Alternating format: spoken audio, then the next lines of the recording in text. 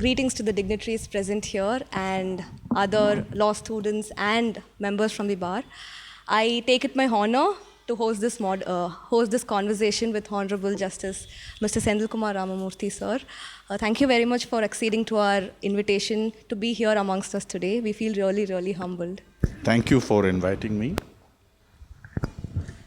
To give you all a brief, Lordship was one of the first few batches who did their 5-year law course from the Madras Law College, and Lordship has graduated from in the year 1990, and during which he also, in the very same year, he had enrolled in the Madras Bar. Lordship went on to pursue his master's in the constitutional and international law from the Madras Law College itself. Lordship was also granted junior research fellowship from the University Grants Commission. Your Lordship, my first question to you is, how did it all begin and what made you pursue law in the first place? Before I start, I'd like to thank the organizers, the Indian Society for Universal Dialogue. Good morning to all of you assembled here, including Mr. Om Prakash, professor from School of Excellence. To start with, I was not looking at a career in law. I come from a family of doctors. Both my parents were doctors. And I suppose it's the environment I grew up in that I was aspiring to be a doctor to begin with. And all of you know that it's rather difficult to get into medical college. I failed in getting into medical college. I joined the Loyola College. I was doing my bachelor's in zoology in Loyola College. And then I was looking at options because I was not too happy with what I was doing. And I heard about the 5-year law degree. And I think 2 batches, had joined. And I said, why not give it a shot? I knew I had an inclination towards social sciences. So I thought it might suit me. And that's how I applied and got into law college. I think we can resonate with what you just said because most of us here have the same journey as to how we joined the law college. Being a first-generation advocate, in 1993, His Lordship joined the chambers of Senior Counsel Mr. Arvind Datar, and the areas of work included majorly in mining laws, amalgamations, operations and mismanagement petitions under the Companies Act, writ petitions, and arbitration. Your Lordship, there's a common notion that first-generation advocates don't have a choice in the field of law that they need to practice in the initial days. But yours was different in this case. How do you look at this dichotomy, and can you please also share us few instances from Mr. Datar's chambers? Yeah, I'll do that. See, but again, you see, one of the points I'm trying to make to all of you is that, very often, our career path is not necessarily linear. Because we decide to set off on a certain path, and for many reasons, your life may sort of chart a different path for you. Even when it comes to law practice, initially, I wanted to be an academic, which is why I did my master's. I was looking at doing my doctorate in law, and then, in fact, I failed one paper in my master's degree constitutional law paper. And then I had to take the arrear exam. And it's, I realized that therefore I have, at least 6 months that I needed to wait out. And that's when I said, let me give law practice a shot. Most of my, friends and colleagues were telling me that, look, you should give it a shot. And then I was looking for offices to join. I did a little bit of homework. Those days in litigation, your choices were you could, go for original side civil practice, you could go for appellate side civil practice, of course, writ practice. You could, look at more specialized forms of practice as well. I realized that, appellate side practice, you needed to have roots in some town or village. Otherwise, you're unlikely to be in a position to build a practice. So for somebody who spent much of my life in the city, I felt I'll be better off doing original side work. And then my thought process was, look, I'm a first-generation lawyer, And I knew, I'd heard that, the gestation period in the profession is very long. So I thought it would be a good idea to join an office where I get a foundation in civil law, but at the same time, there's some specialization.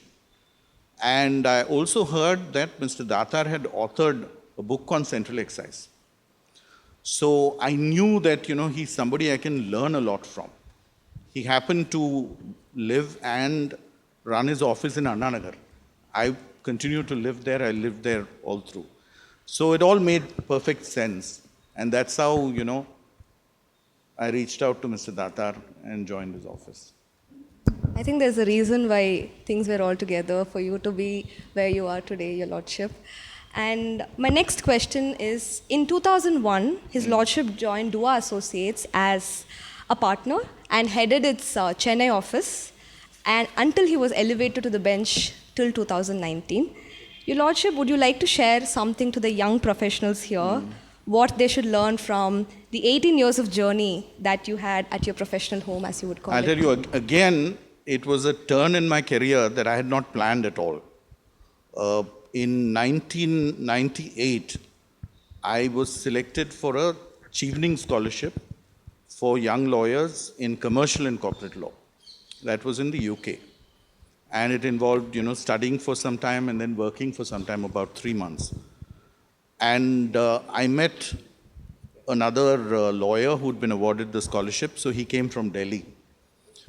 And, a few, I think 98 this was, then sometime, I think in 2000 or so, he reached out to me and he said, look, he was a partner in Dua Associates. He said, we're looking at setting up an office in Chennai. Would you be interested? So I said, look, I'm in litigation practice. I'm quite happy doing what I'm doing. So I don't think it's the right thing for me. But then he sort of persuaded me to take a couple of meetings with senior partners of the firm. And they said that, look, you come from a commercial and corporate litigation background. You can easily make the transition. You only need to supervise, the transactional work. And you can continue doing litigation work as you've always been doing. And that's how it happened. So I joined in, I think in June 2001 and stayed on for 18 years. Yeah. That's a journey that all of us should take a lesson from. And Your Lordship, how was the transition for you from the bar to the bench, and how did you prepare for that? I don't know if I really prepared for the transition. You see, all through my career as a lawyer, deep inside I always felt if I have an opportunity to move to the bench, it's something that I will take. Okay, all through, even though I worked in a law firm, which is very atypical route. I think, if I'm not mistaken, I'm probably the first from a firm to move to the bench. Now there are more people who've moved. But at the time when I took the decision, I think I was the first. And it's obviously a huge transition because in a law firm, it's a very high-cost model. Any law firm is a very, very high-cost model. So it has its benefits and its weaknesses. A huge benefit is that in law firms, typically everybody is paid well. So for most first-generation lawyers, it would seem to be the sensible choice to make. And in the firms which are not family-controlled, there is no, artificial ceiling or barrier. So you could start as an associate and finish as an equity partner and do it in reasonable time. So, those are the advantages. On the flip side, therefore, what happens is that you're very focused on generating revenue. Because otherwise, you can't pay all the people in the organization, and these are large organizations. Like the firm I worked for had more than 200 lawyers. Staff included, it would have been in excess of 350 people in the organization. So when you move then to, being a judge on the bench, it's a completely different ball game. Instead of being focused on, ensuring that your clients are serviced well, that you bill, you recover, and so on and so forth. Here, of course, the focus is more on, deciding cases. There's a huge volume of work as well. So that's the transition you have to make. And, sitting on a bench from 10:30 in the morning until 4:45 or later is not an easy task. One of the, biggest challenges, I would say, is maintaining your concentration, because you have not less than 50 cases listed before you. So you have, in excess of 100 lawyers, and, each lawyer has a different way of presenting the case, right? And you need to adapt to all of that, retain your focus, try and understand what they're saying, and then decide matters. So I think that's really the challenge. You make the transition. I think everybody makes the transition in about 6 months. Your Lordship, with whatever you said just now, I think most of us here lack concentration, and we find it really difficult to sit somewhere and read or study. Do you have some tips for aspiring lawyers to increase their focus and concentration? I would say if you develop the habit of reading, I think that makes a huge difference. Because unlike, the audio-visual medium, where you can manage even without concentration, reading is something that always requires effort and concentration. It'll have, multiple benefits if, the young students and, maybe some young advocates as well here, if they are able to cultivate the habit of reading, read just about anything that catches your attention, be it, newspapers, be it magazines, be it fiction, non-fiction, whichever language you like reading in, and by whichever mode. Not necessary that you should read physical material. It's fine if you read it digitally.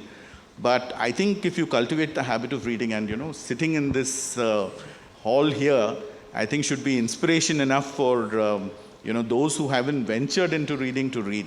Because one thing you must keep in mind, this profession, whether you're on the bar or the bench, it's a very wordy profession, more than any other profession. Our tools of trade are the written word and the spoken word.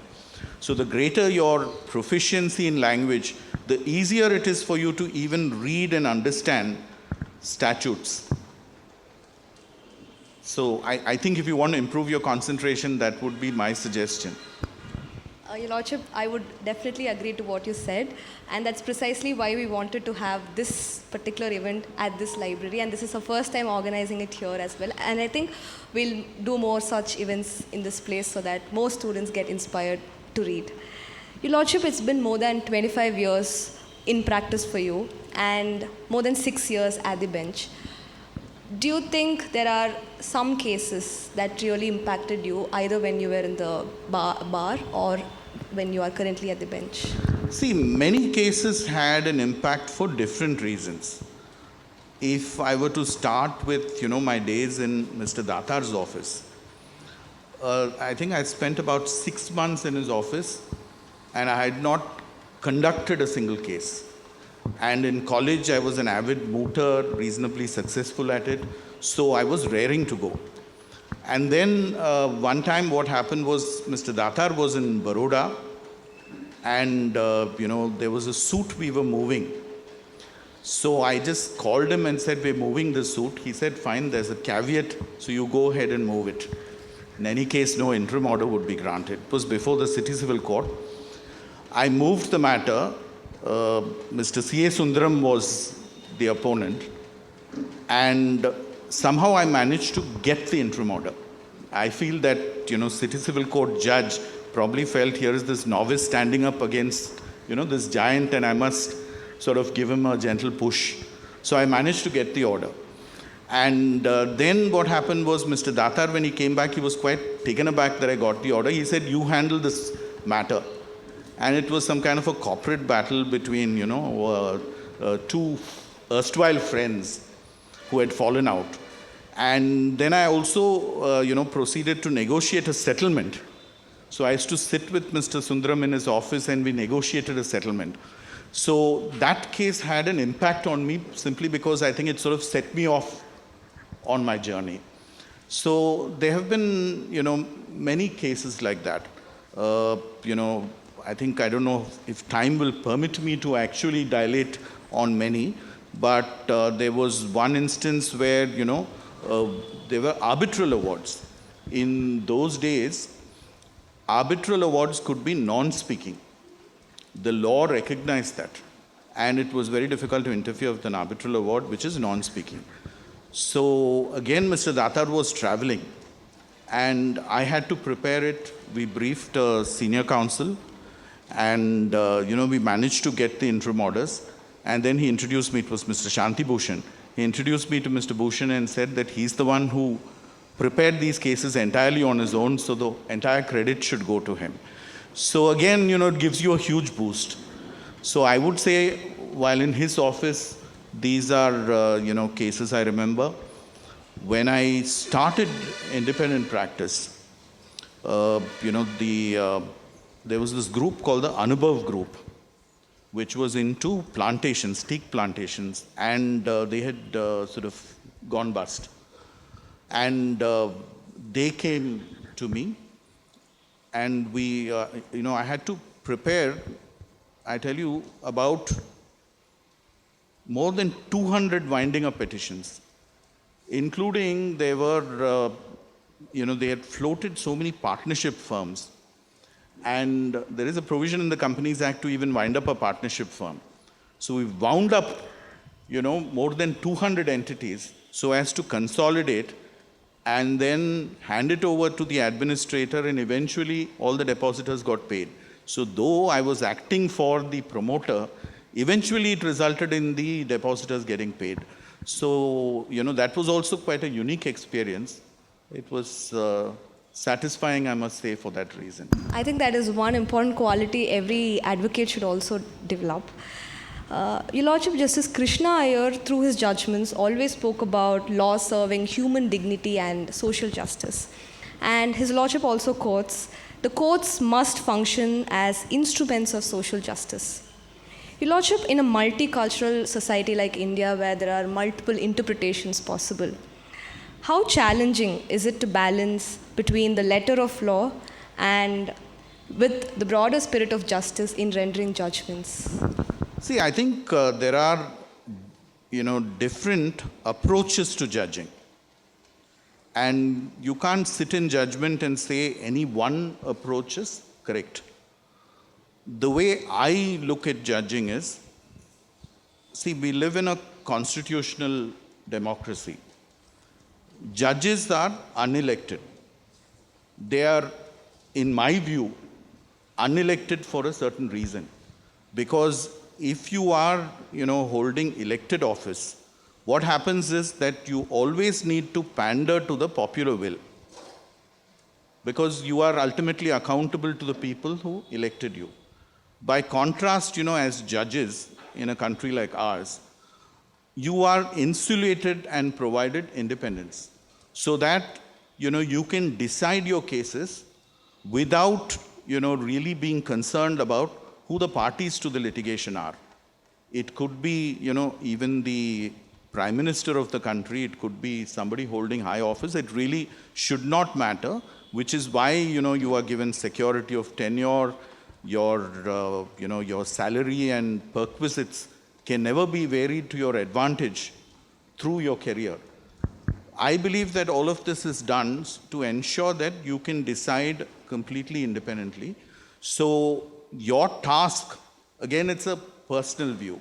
Your task, in my view, is to apply the law, which is you take the text of the statute, you place that text in context.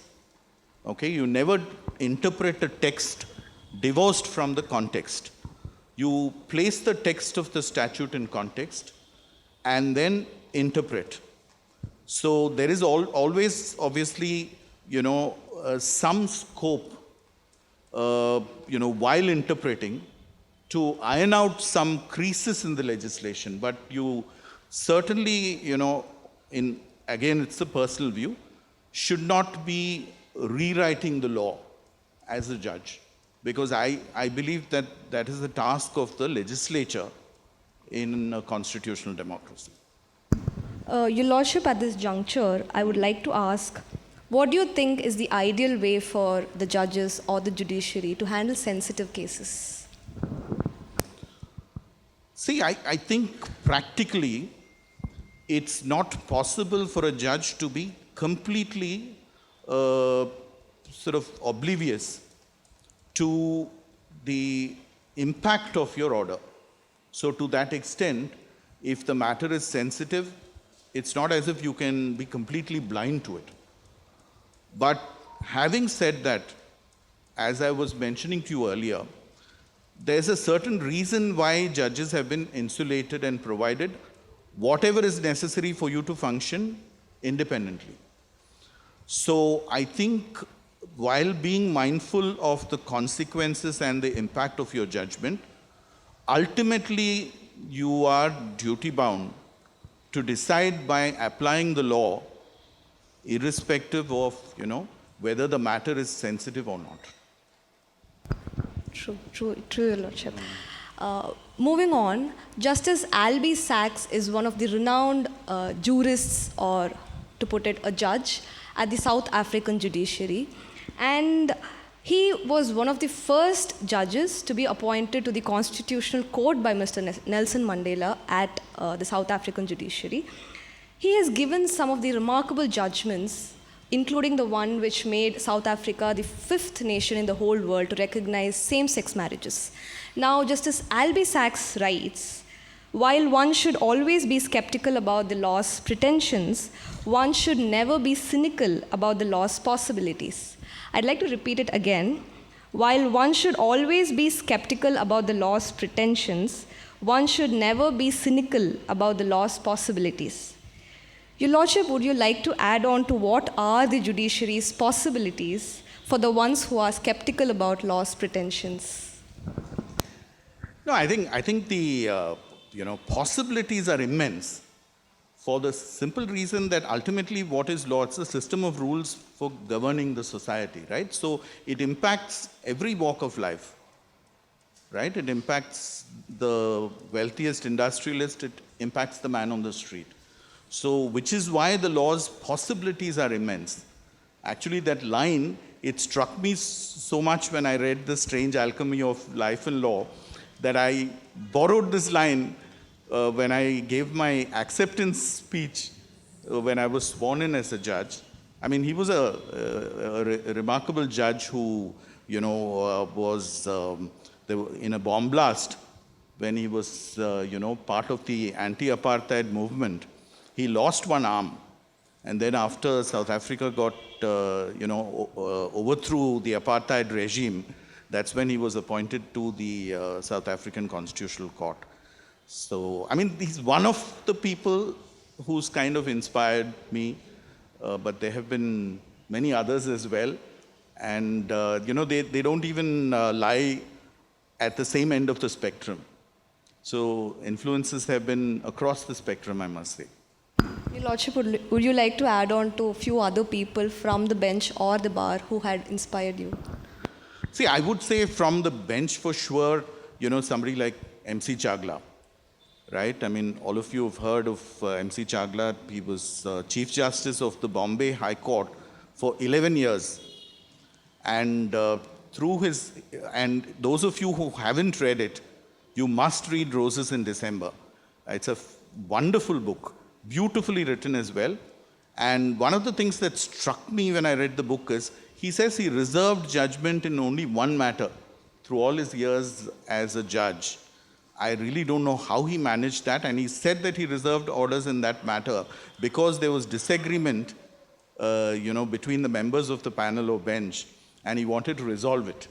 So that was the reason, he reserved orders in that matter. So he was clearly somebody, and he lived such a rich and varied life.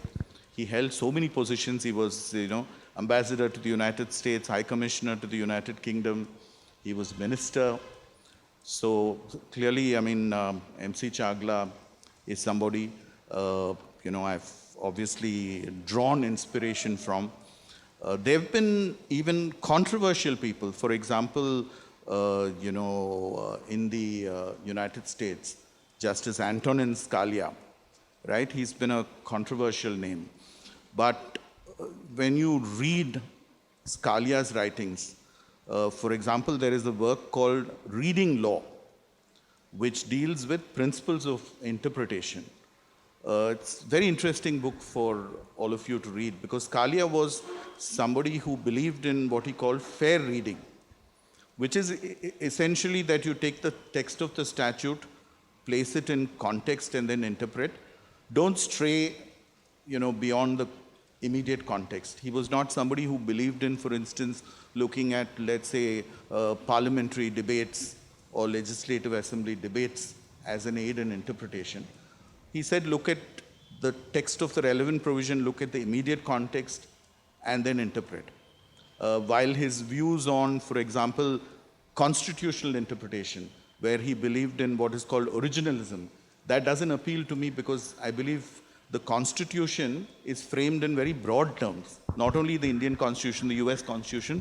Every constitution, unlike a statute, is framed in very broad terms because it's intended to endure through decades, perhaps through centuries.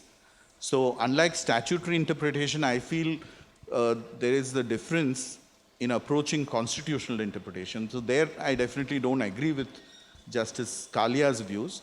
But overall, he was a very impactful judge who would probably be at the other end of the spectrum from somebody like Albie Sachs. Your Lordship, I think it's a promise from our side to read Roses in December and Reading Law.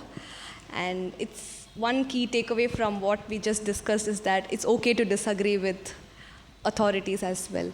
Absolutely, you should. You should.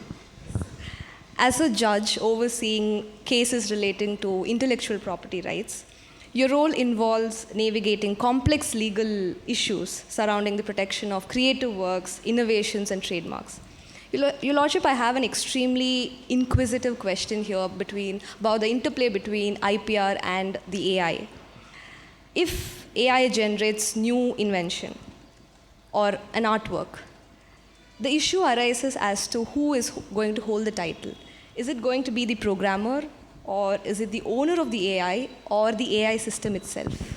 See, it's because we don't have answers to these questions that as on date, except in South Africa, where they granted IP protection, in all other jurisdictions, applications for IP protection for AI-generated works has been consistently refused.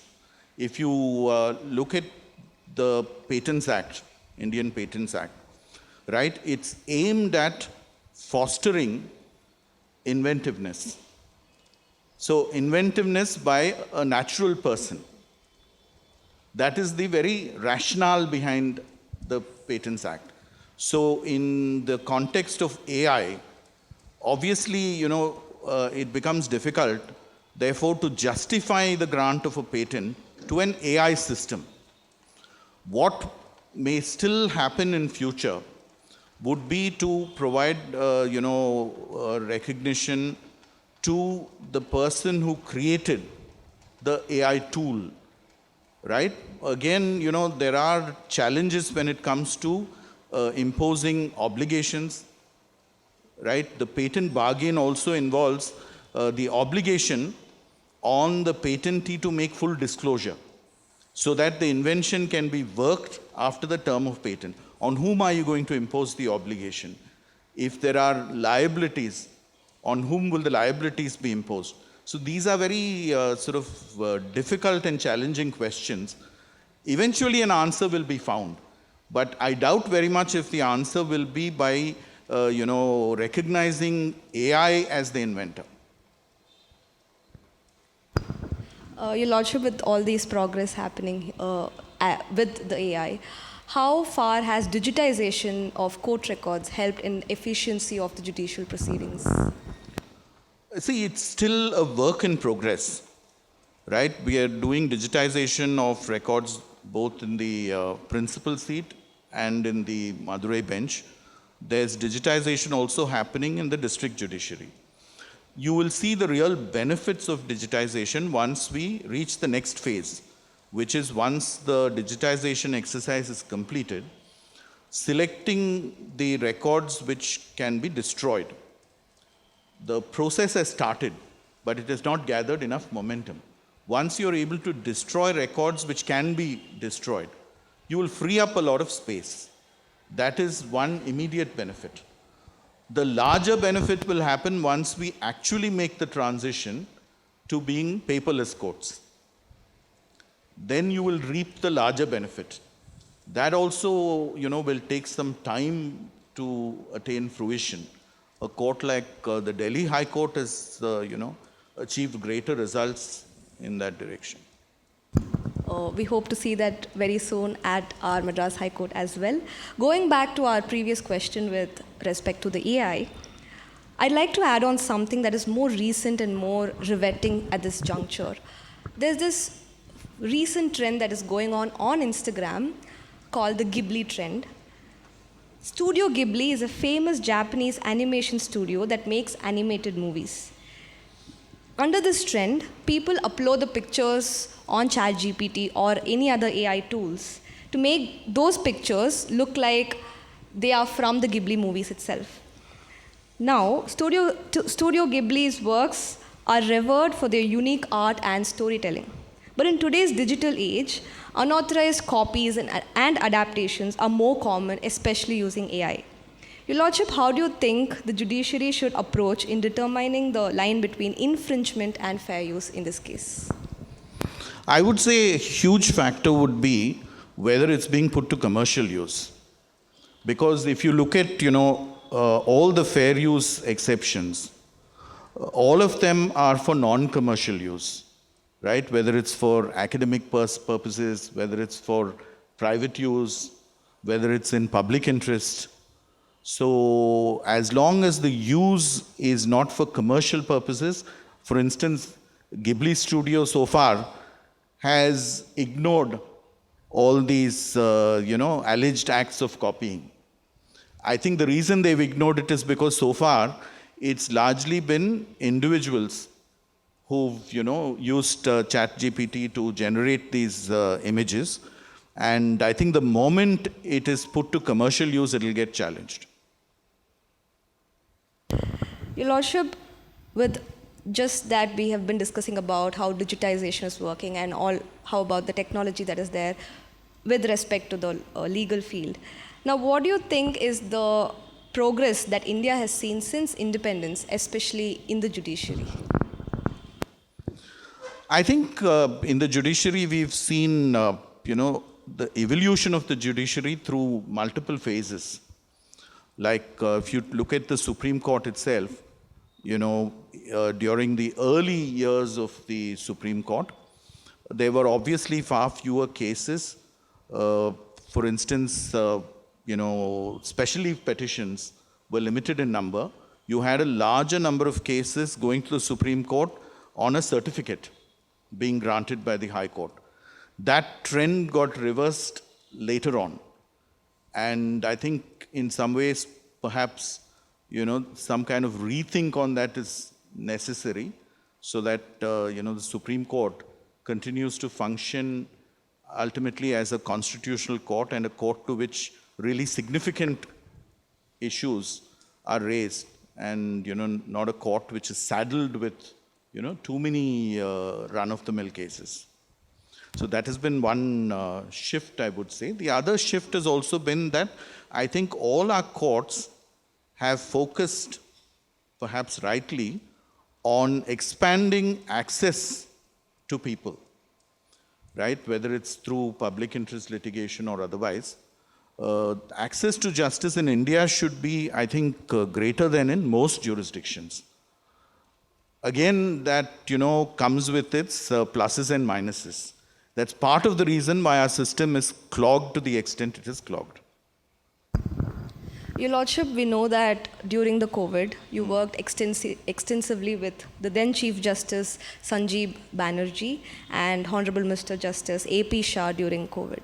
Would you like to share some experiences with them, and also how challenging was it during the COVID period to render? Yeah, see the first wave of COVID, I was sitting with Justice Sahi. And, so initially we used to sit in the chamber. We had two chairs and a monitor in front of us, and we used to sit in the chamber. And there was, he was retiring by the end of the year, a great scholar and workaholic.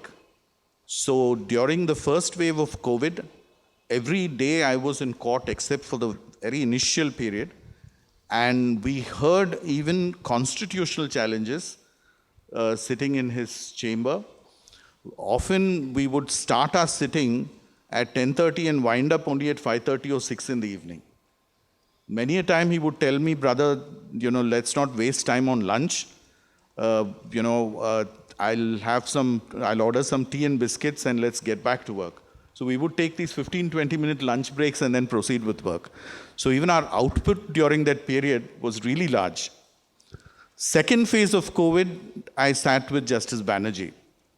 And, in Chennai and much of India, the second wave was really deadly. So during the second wave with Justice Banerjee, we had a special bench, and we heard COVID-related matters through the summer vacation. And we, also threw it open to whoever wanted to come and say something. The idea was to just monitor, because everything was in short supply, right? There was a short supply of oxygen cylinders. There was a scramble for remdesivir, which everybody thought was, a cure for COVID-19. And therefore, we had to sort of generally oversee. Often we would have the health secretary appearing so that we, generally ensure that the crisis is mitigated to the extent possible. So I think that was also very satisfying. I think, overall, I think the situation was managed as best as possible. I think through this discussion, we can just understand how tall the judiciary is standing in rendering justice. Franklin D. Roosevelt's one of the famous quotes that he used to say is, "A smooth sea never made a great sailor." Your Lordship, what were the ebbs and flows in your career that made you the inspiration that you are today? I mean, I've already mentioned that, there have been many setbacks within quotes. I'll have to put it within quotes, right? Right in the beginning, I told you when I started off, I wanted to be a medical doctor, and then I ended up, entering law college. Later on, I wanted to be an academic, and then, because I didn't clear one paper in my master's degree, then I entered law practice. So at every point, I would say the path was not linear. It's something, I want the students here to understand that there are always multiple variables in life, and you can't control all the variables, right? But if you persevere in following your dream with passion, chances are you will achieve something, in the long run. So that's how I see it. At every stage, I would say it's not as if the path was smooth. Particularly, as a first-generation lawyer, there are challenges when it comes to building your practice. I would say today your opportunities are far greater. Particularly, I must say that now, opportunities in law firms, which, did not exist at that point of time. Today, in every big city in India, you have large opportunities in law firms. You have very good opportunities today, I would say, even in the government. There are challenging jobs in institutions like the RBI, SEBI, many governmental organizations offer very challenging positions now. And in-house positions, right, we often sort of think that in-house positions are not worth applying for. They have their downsides, but today the position of general counsel in a company is very, very powerful. And you can make a very good career out of it.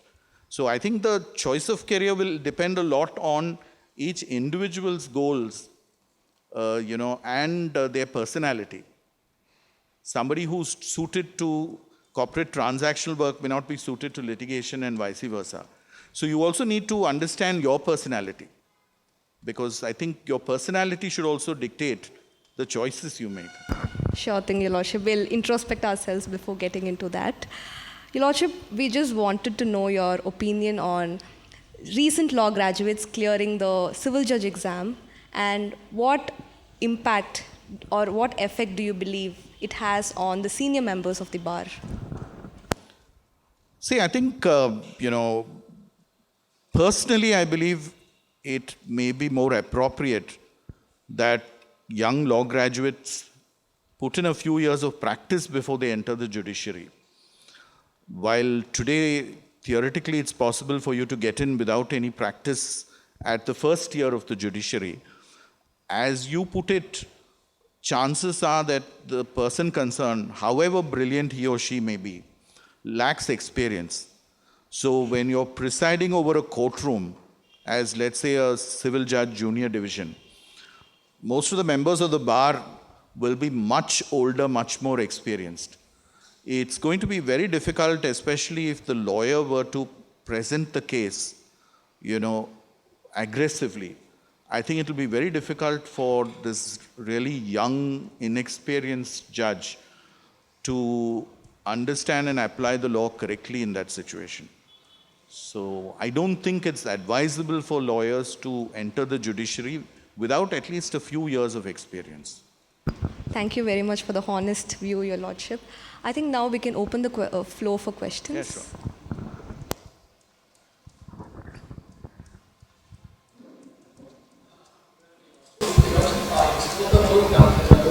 Originality of constitution, statutory, but I'd like to lift a little bit from that, and I want to ask you, how can, from the judicial perspective, how can we balance the concept of originality versus monumental? Like, for example, this is a building of a monumental, but how can we balance modern requirement with See, I told you that, I don't believe in originalism when it comes to constitutional interpretation, because it's a document which is intended to endure through generations. So, like you say, the language of the Constitution may not embrace even the language of statutes. Often, you see, let's say a statute was, enacted before the advent of direct-to-home television, right? Or before OTT platforms came in. Obviously, the language of the statute is not going to refer specifically to OTT or to DTH. There, by a process of interpretation, you can extend it, provided the language allows you the discretion to extend it and apply it. And adjudication eventually, you see, to my mind, unless adjudication results in sensible outcomes, it's unlikely to be accepted. So that's something that one always has to keep in mind, because the legitimacy of the institution also depends on the outcomes being perceived by the users of the legal system as being sensible.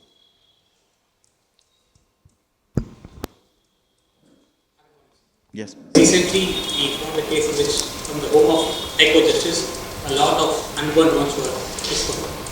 What do you want to talk about judicial accountability? They don't get jailed or there's no case, just a transfer. What do you talk about judicial accountability of judges who are corrupt? I tell you, I was explaining earlier that, judges are insulated for a certain reason. You think about it, the highest pendency in all our high courts, including the Madras High Court, is writ petitions. In every writ petition, the government or an agency of the government is a party, right? So, if judges are not insulated, there is every likelihood that persons in positions of power, be it, politicians, be it bureaucrats, could intimidate the judge concerned by threatening him or her with dire consequences unless that judge toes the line. This is the underlying rationale behind protecting judges. So, in that sense, the role of a judge is distinct from the role played by anybody else in a constitutional democracy. So, I feel there is need for protection. There may be room to increase accountability while preserving independence. But definitely it should not be done at the cost of independence.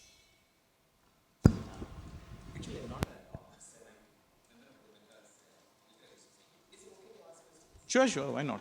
You mentioned about a non-elected system of judges in India as compared to recent years, where judges are elected. Of course, the recent when the judge got elected, must be being thrown out of knowledge because of political litigation.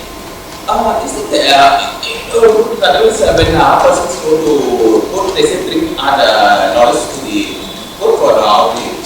Whereas when Trump used to come to court, he said bring my judges for checking the requirements. This elected system marks the judges. See, the system of judges being elected, it's not as if it's across the board in America. It's, for instance, federal judges are not elected. So, in my view, electing judges is not a great idea. Thankfully, we don't follow the practice of electing judges because you want your judges to decide without fear or favor. And if you are holding an elected office, you will obviously sway to the popular will.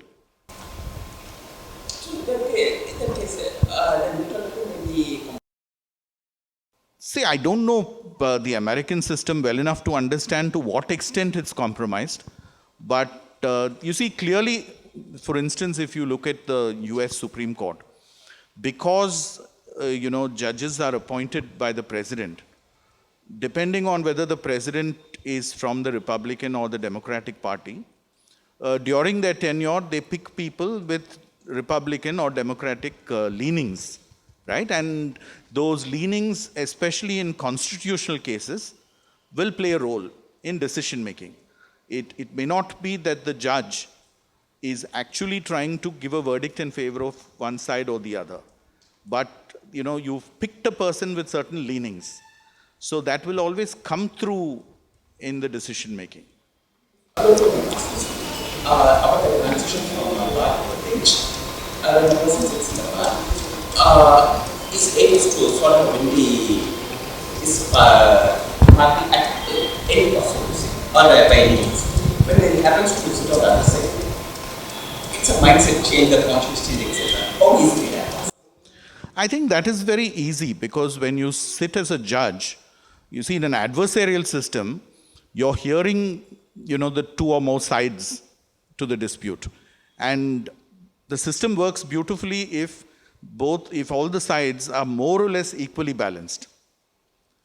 And your job now is to hear, all the sides to the dispute and then apply the law and take a decision. I think it's kind of almost instinctive, the transition once you sit on the bench. You no longer think, the way you think as a lawyer. Now you're thinking from a neutral standpoint. The mindset, I think it changes quite naturally. Can we have one more question, please? And with that, we'll conclude.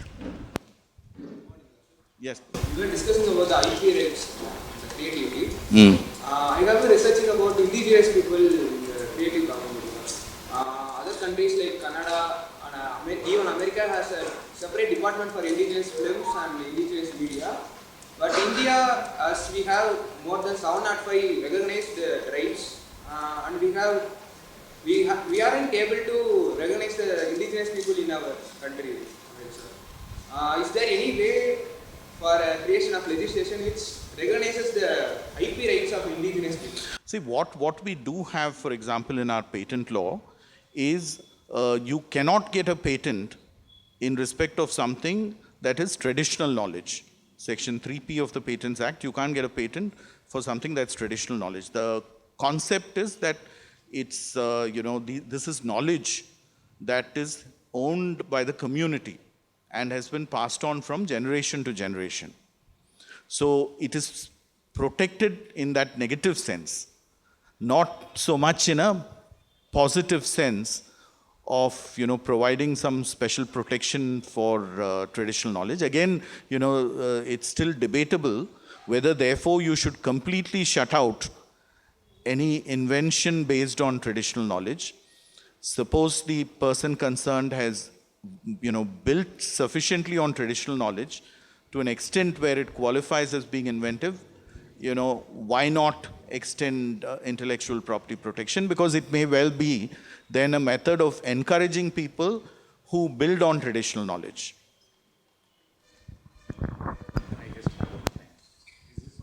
Till about 83, legal education was such that to cross one level of graduation, either in arts, science, or whatever, then it was stepping into the study of law. It was in 83 that it was opened up as to 5 years courses where from school to India. And we all gone through that process, and if my remembrance is correct, when we studied, the law college had 2 streams parallelly going on. You had the 3-year courses where you have people from 30 years to 40 years. We were all straight from school into the college, and we used to be regal saying that you are all school kids who are here. So from there, now after so many years, today it is a system where 3 years is being given up. You develop a case of professionalism on 5 years. Is this transition useful to the profession as it is, or where it is taken? I think the transition works well if, like is being done now in many of the NLUs, they offer a BA LLB or a BSc LLB. I think if that kind of a combination is done, it works well. The reason I'm saying that is because, for instance, you want to do any kind of commercial and corporate law, right? You need to have some understanding of at least how to read financial statements. You want to do, let's say you want to do patent law.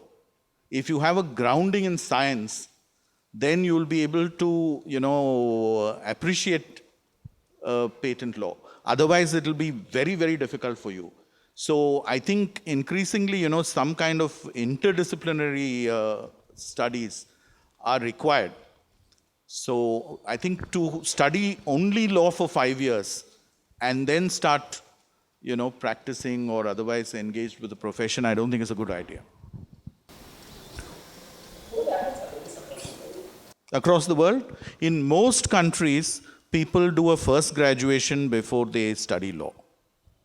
In most countries, it's not mandatory, but in most countries they do that. In fact, in the UK, you can enter the profession even without a formal law degree, provided you do, they have a sort of a bridge course, which they call a legal practice course. If you do that, even without a law degree, you will be able to enter, without a formal bachelor's of law degree. With that, I think we can conclude this conversation. Thank you very much, Your Lordship. We feel extremely grateful for your responses. Thank you very much for being very patient in answering all our questions. Your responses were all enlightening, and I hope all of us got inspired with all your responses. Thank you very much, Your Lordship. Thank you. Thank you to everybody who's here now.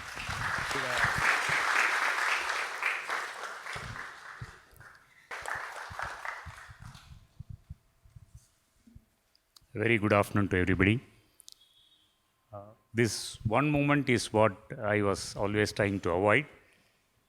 From the day one, I have been telling that whatever support I am there, but I am at the back end. I never wanted to be in the forefront. Maybe the reason is also obvious.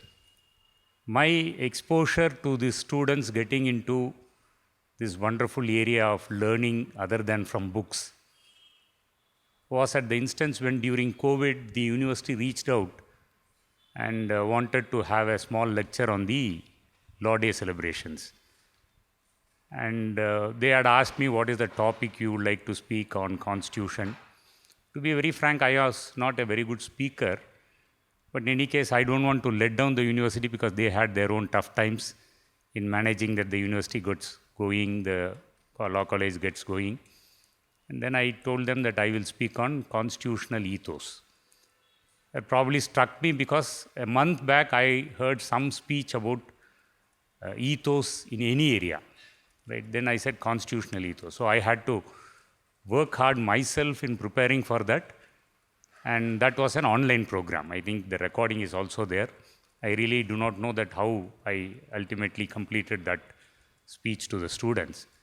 But on that day, I got the insight of how today's students are there.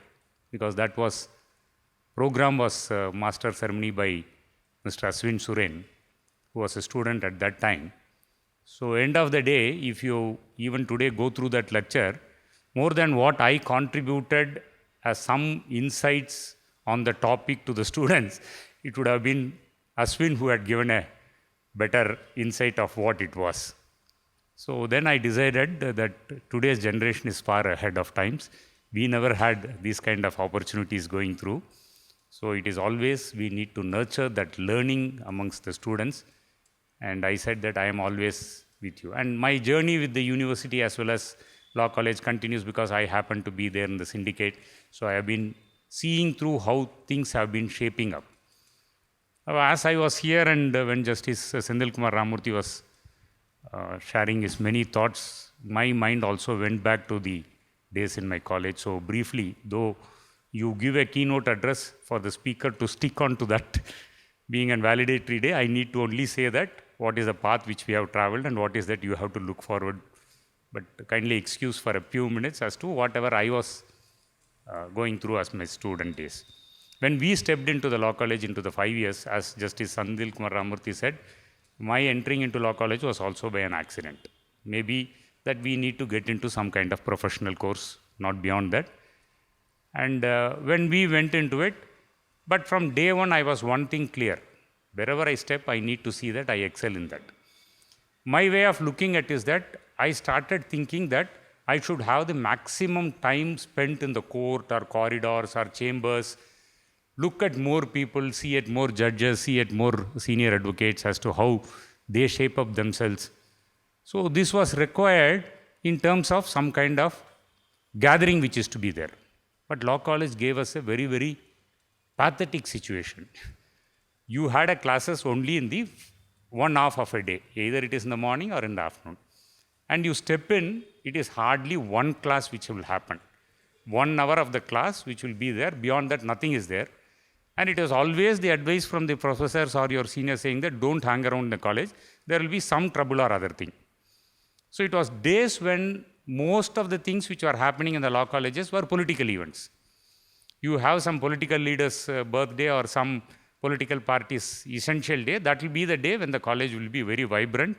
You will have all the people there, otherwise nothing was there. But this was badly hitting us because my idea of looking it was entirely different, that you need to have a lot of gathering, you need to have a lot of sharing, everything. So a few of our classmates, even in the first year, we just sat around and we said that why not we have some kind of a forum and look at it. That was inspired to some extent by Justice Jayatendran, who is the classmate of Justice Senthilkumar Ramamoorthy, because I heard that he had a Tamil forum called Valarpurai. So in my first year, the 3rd month or 4th month, I was invited to one of that program and I went and we were attending to the program. Then we saw that the students were gathering to get themselves into a kind of a different exposure and different learning. So that gave an inspiration. Then we started off saying that we will have an organization of our own. We started a society, you call it a society today, we named it as called Target. So from 2nd year onwards, we were looking at every other month there would be some program. Either it may be a cultural event, either it may be a debate, either it may be a seminar. We would call judges from the High Court, we would call senior advocates from the High Court, and need to be very frank, we had the best support from the advocates. For anything, you just get into we had that benefit of the college being next to the campus. So get into that, walk into any chamber and tell that I am a law college student, I am going to do something, a program and thing. You will get support in terms of you want me to come, I will be there. They will say you want some support financially, I will be there. Many senior lawyers, many people who were there had supported in a big way that helped us, and in putting it as a kind of a format and all those years had been wonderful. So I was just remembering those times. Now getting back to the society which you have formed and the work which you are doing. Traveling from the day when this society was inaugurated by Justice M. Sundar of the Madras High Court, and you had a speaker, Senior Advocate Mr. Guru Krishna Kumar, when in fact Justice Senthilkumar Ramamoorthy was talking about other opportunities which come about, I had some thought about Justice Mr. Guru Krishna Kumar also, because if my remembrance is correct, when he came into practice for a brief period, then he said he wanted to try the corporate work, and he, if I am correct, he joined a very big MNC company and worked for some time as a general counsel. Then he came back to profession. So one day I was just meeting him in the High Court, and I said that you consciously choose a path and you wanted to have a career and you went there, and what made you come back? He said, Om Prakash, what I was doing was only licensing work. In spite of all the best things which we put in, the management will ask you some legal issue to be resolved, some opinion. I would have done the best, I would have put it everything. The management will agree everything. There will be a good discussion for about 1 hour, 2 hours. Then finally they will say, you please meet a senior advocate, take his legal opinion. And it will get transformed into opinion from a lawyer, then it comes back. So then I realized that this is not my place. I need to be really the happening place in the courts, pursue my litigation and other things. And today you have seen the success of Guru Krishna Kumar, one of the much sought after senior advocates in Supreme Court. So that had been the way which we had looked at in terms of learnings which were there. So it came to my thought when we Justice Senthilkumar Ramamoorthy was referring to the college days, everything. Now, as a society which you brought about, it is primarily on the point that you travel beyond the books. In the sense of books which are required for your exams, books which are required for your curriculum in the college. That is most required for an advocate. I in fact wanted Justice Senthilkumar Ramamoorthy on insights on the legal education, because this has been a big debate. That students or this 5 years course where people from school directly come into the law college and you complete, you get a degree and then you become a lawyer. There has been always a criticism saying that you don't get the wisdom which is required for a lawyer to be there. You don't get the experience which is there in the society when you go through some other course, when you get into some other thing. So there had been a thought process saying that it is only after 30 you will make a best lawyer. But all those things have been proven wrong today in terms of whatever students have been able to achieve as a professional course and getting into the profession. Having said that, apart from the books, we need to have some kind of other learning which is required. And in that context, you have done a great job in getting yourself into a society, ensuring that the students, apart from the classes, visit places or converge in areas where you get to hear the best minds, where you yourself contribute in terms of debates or conferences or seminars. A small insight of as what you had gone through, if you look at, you started off with an inauguration by the sitting judge of the Madras High Court, and you had the senior advocate from Delhi who had participated. From there, you paved a way for yourself as a long-term plan as India 100 series, India at 100 series, where you are looking at different programs over a period of time.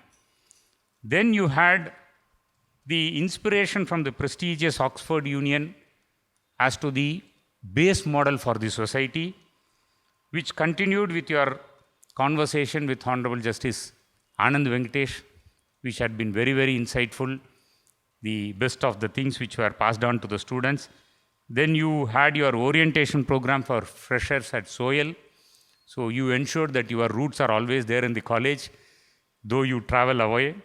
Then you had the panel discussion on the idea of general justice in India, the best of minds, including retired Justice Prabhas Sridevan. You had the Sriram Panju and others on the panel. And that recording which is there, in fact, after that program had happened, I had many people reaching out to me saying that, sir, kindly get us that recording. Then I was troubling Ashwin saying that, put it on YouTube or somewhere so that people are having to have that. Then you had the panel discussion on architects of Indian Constitution, which was one of the best programs. you were trying to reach out to somebody who had been part of the framers of the Constitution and get some people who are associated with that. That is where you got Geeta Doctor, Mrs. Lata Reddy, and Raju Ramachandran from Delhi, and one of the best programs which turned out to be.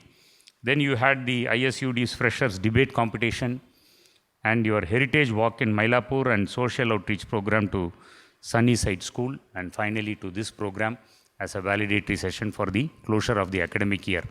So you get into your next mode of getting into your exams and taking forward. So a good path has been laid down as to what you are looking at, and that now brings about a responsibility on the present office bearers or the further students who are interested in the society.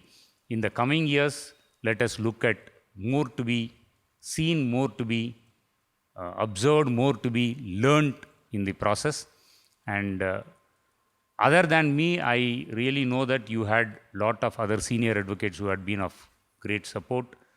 Mr. Partha Sarthi, Mr. Satish Parasaran, Mr. Rahul Balaji and others. Yeah.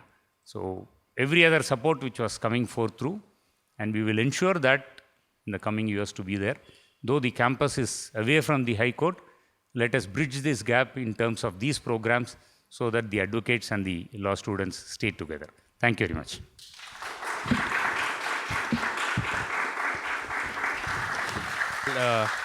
I just have a few things to say. I mean, first of all, it was a brilliant conversation, to be very frank. I think we've done justice by bringing his lordship to the Madras Literary Society, because he is a kind of person who you will run into in literary fests, which is, if you have the eye for a judge, you will definitely find him in literary fests, to be very frank.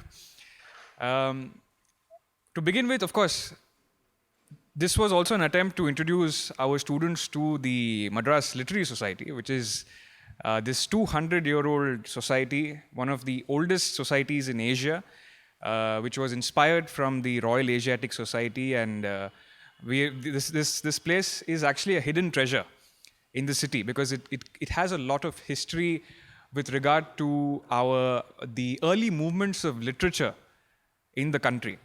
And it was, of course, also quite ironic that we had a judge come today, because the founding president or the founding secretary of this organization was the Chief Justice of Madras in 1818, Sir John Newbolt. He was the Chief Justice of the Supreme Court of Madras. This was before the High Court was even existed. So that is the legacy of this place, and also apart from the fact that this is the rich history of this place, there were also members to the likes of Subhash Chandra Bose and Dr. Annie Besant who sat in these halls. So this is literally hallowed ground. And I'm very glad that we were able to do this here, especially congratulations to the students of the society who were able to pull this. Well, I'm just a functus officio. My term is over. But just for the sake of the fact that I started this, they're calling me. Apart from that, there's no reason for me to be here. The idea of the society is primarily it's based on the principle or on the fundamental right of freedom of speech. You need to have conversations, debates, discussions, and dialogue on contemporary things that concern us together as a society. And I think any law university should be the birthplace of such discussions. And I'm very glad that we were able to host this at the School of Excellence in Law. Of course, thanks to Ranjit sir, who was our faculty coordinator. And when I proposed the idea to him, he was so enthusiastic and he wanted to support us. And still today, he's one of the standing pillars of the organization. What makes today even more special is that we have with us Om Prakash sir. In fact, he was the first person among the legal fraternity to recognize and to contribute to this organization. And it was because of him that we have come so far. We've done almost 10 events, and he's always been there at the back. And I'm very proud to be his junior. The point is that these kind of talks and discussions are important. And we're very glad to be able to do this because we have the freedom to do it in the first place. And I'm happy that the students are able to carry it forward.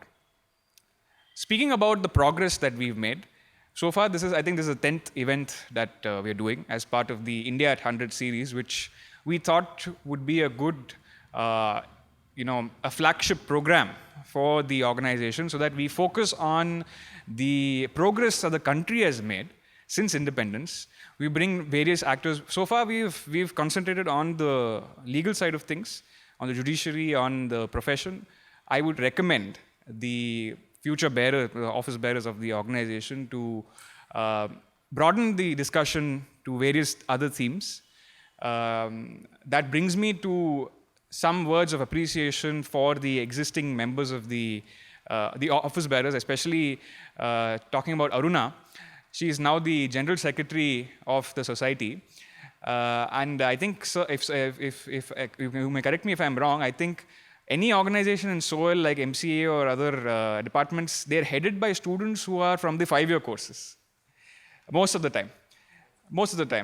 And this is one of the only instances where a student from the LLB department, as Sir has mentioned, who's taken up the reins to push forward and do things like this, to take up leadership. And that is something that is very encouraging to all of us. And of course, there are so many people who I can call names, but I wouldn't do that. Of course, the success belongs to all of us. Finally, what I'd like to say, a few more suggestions. I would recommend that you carry on to do more debate competitions with the students of the departments. We have the 4 departments and the LLB department at the university. We need to have an interdepartmental debate competition, which will be very good. Apart from that, we should do more outreach programs. This year, there was an outreach program which a group of students had gone to the school called Sunny Side in Palavakkam. It was a school, it's a special school with special modes of teaching. And we did an outreach program on how to debate. And I think the students had, the members of the society who went there had a very good experience with the students, interacting with the school kids and teaching them about debating, and they ended up learning more than having to impart to the students. So I think we should do more outreach programs in government schools.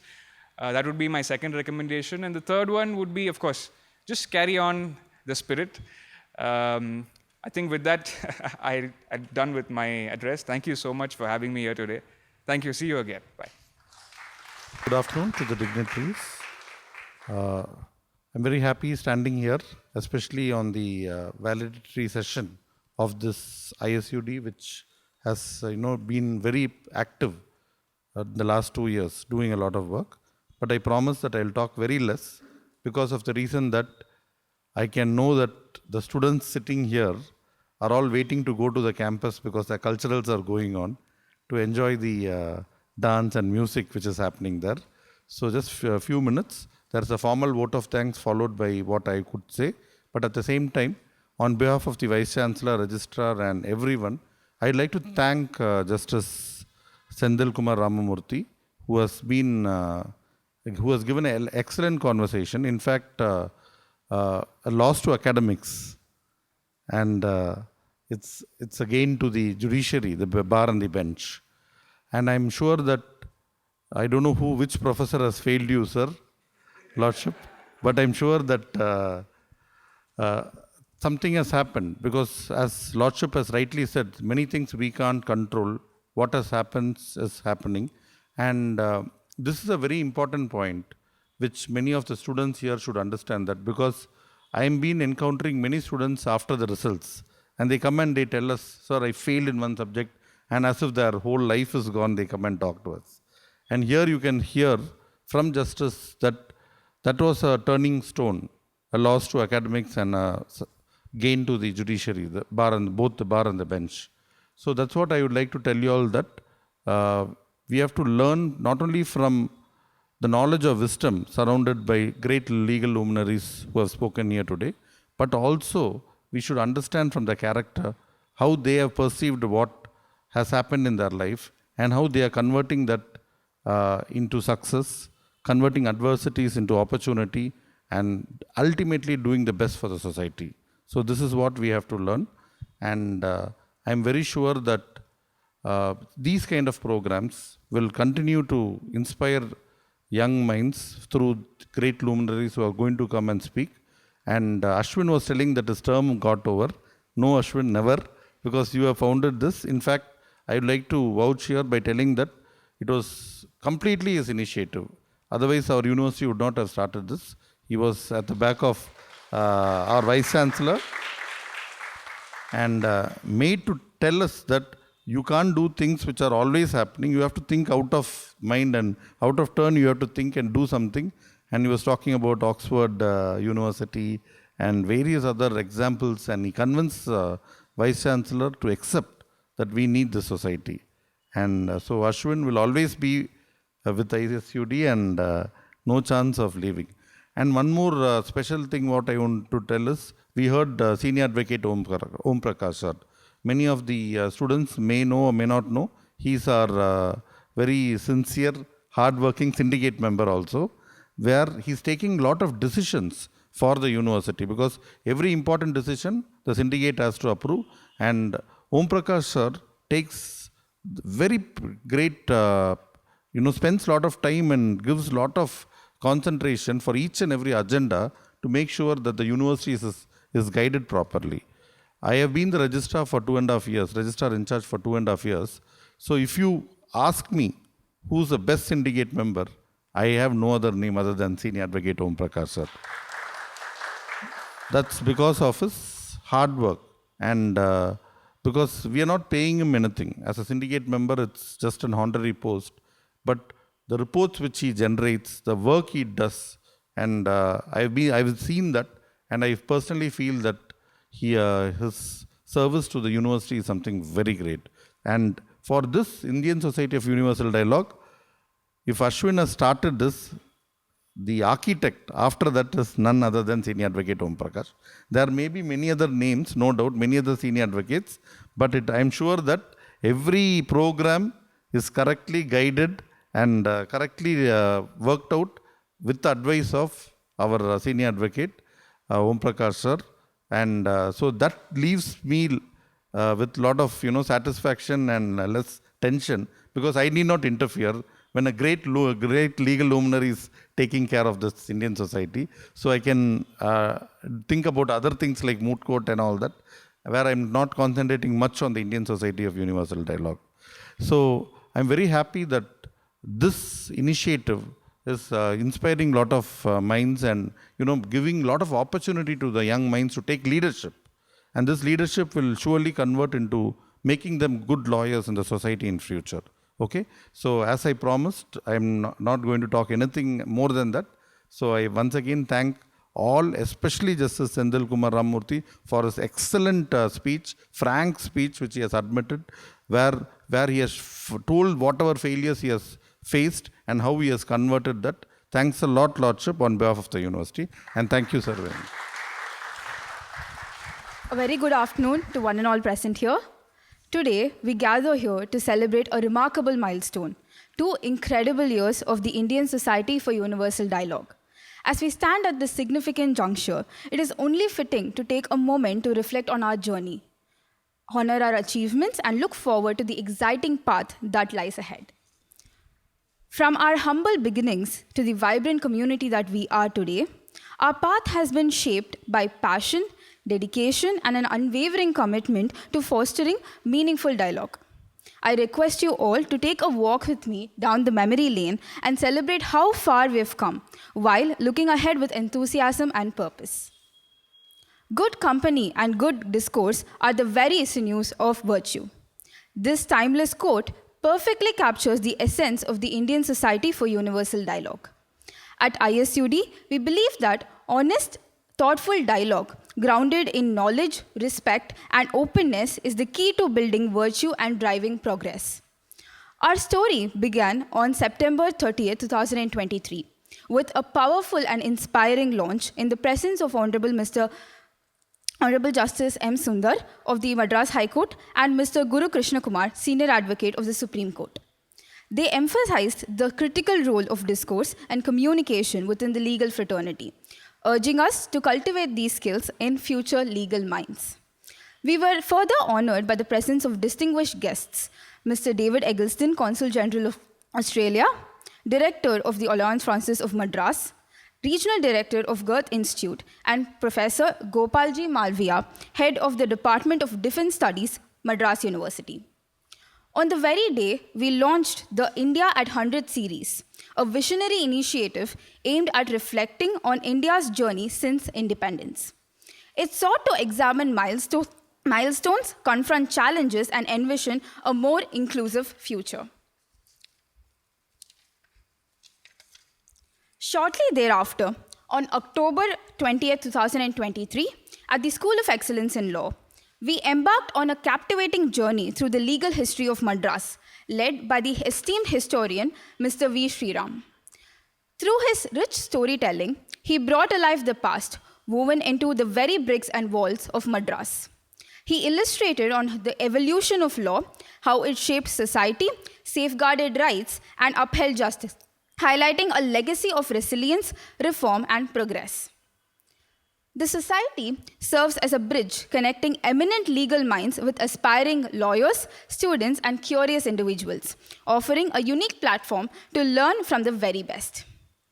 Building on that vision, we hosted an event in conversation with Hon'ble Mr. Justice N. Anand Venkatesh on April 21st at the Alliance Francaise of Madras. This was part of the India at 100 series. The discussion centered on trends in the Indian judiciary, tracing the judiciary's evolution, confronting contemporary challenges, and mapping the path ahead. This event marked the end of a beautiful and enriching year-long journey for the society. The Society for the academic year 2024-2025 was constituted on 14th August 2024, welcoming many new enthusiastic members. We began the year with a milestone event, a powerful discussion on gender justice featuring Honorable Justice N. Anand Venkatesh, Honorable Justice P.T. Asha, Retired Justice Prabha Sridevan, and Senior Advocate Mr. Sriram Panchu, all moderated skillfully by Dr. Swarna Rajagopalan, the founder of Prajanya. The event was graced by the French Consul General and the Australian Deputy Consul General. It addressed systematic challenges, opportunities, and our collective responsibility to promote inclusivity and equity within the judiciary. Beyond the conventional binaries, it acknowledged the progress but also the struggles of third genders within the legal profession as well as the society, urging us to broaden our understanding of justice itself.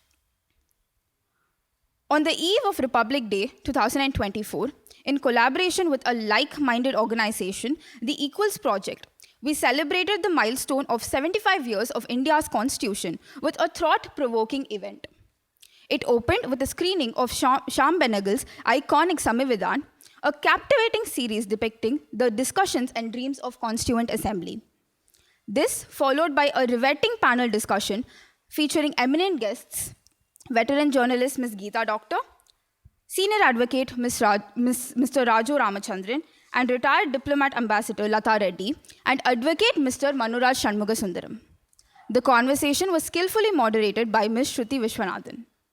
The panel was thoughtfully curated to bring together dignitaries with their own unique connections to the Constituent Assembly, whether through personal history, professional engagement, or a profound love for the Constitution. They delved into a spirited exchange of ideas, passionately defending and thoughtfully questioning various constitutional principles. The idea of discussion was truly gratifying, leaving us with much to reflect upon. To provide our youngest legal minds a first-hand experience in debate, we conducted the Freshers Debate Competition on the 14th and 15th of February at the School of Excellence in Law. This well-established initiative by our university aims to encourage students at a very beginning of their legal journey to think critically and challenge themselves on diverse topics. It offers freshers a platform to showcase their intellect, eloquence, and confidence, all grounded in the pure joy of learning and sharing knowledge. In the final round, on the topic, rarest of the rare doctrine, should it be redefined or abolished, was adjudged by Senior Advocate S.R. Rajagopal, Senior Advocate R. Parthasarathi, and Advocate Manuraj Shanmugasundaram. This competition stood as a testament to the power of young minds questioning, learning, and shaping the future of law. On the very day, ISUD achieved a significant milestone with the launch of its website, unveiled by these esteemed legal luminaries. Yet another milestone symbolizing growth and accessibility. Inspired by our earlier discussions, we embarked on a memorable constitutional trail on the misty morning of March 1st, led by the dynamic Ms. Shruti Vishwanathan. From the historic Ranade Library to the residence of Sri Alladi Krishnaswamy Iyer, the journey was more than just a walk. It was a tribute to the architects of our constitution and a reminder that Madras didn't just witness history, it helped draft it. Children are the backbone of our society, and this society recognizes their potential. On the warm morning of March 21st, 5 of our members visited Sunnyside Learning, an exemplary school, to engage 25 of their students on the art and importance of debate. Both organizations aim to teach young, bright minds the value of peaceful, structured discourse, an essential tool for effective communication and meaningful knowledge sharing. Through a lively mock debate, the students experienced the nuances of friendly, intellectually stimulating dialogue. The session inspired young minds to embrace debate, laying the groundwork for future leaders. And today, we are gathered here witnessing yet another milestone of the society and also bidding farewell to a great year at a greater location. In just 2 years, ISUD has hosted 9 impactful events, delving into law and legal history, an achievement made possible by the support of many quarters.